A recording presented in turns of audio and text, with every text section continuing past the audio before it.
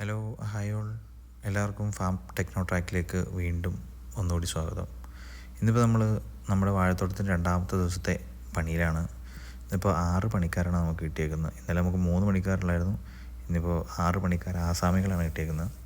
അപ്പോൾ അവർ ഇച്ചിരി കൃഷിയുടെ ആയിട്ട് ബന്ധമുള്ള ആൾക്കാരാണെന്ന് തോന്നുന്നു. അപ്പോൾ കുറച്ച് സ്പീഡുണ്ട് പണിക്ക്.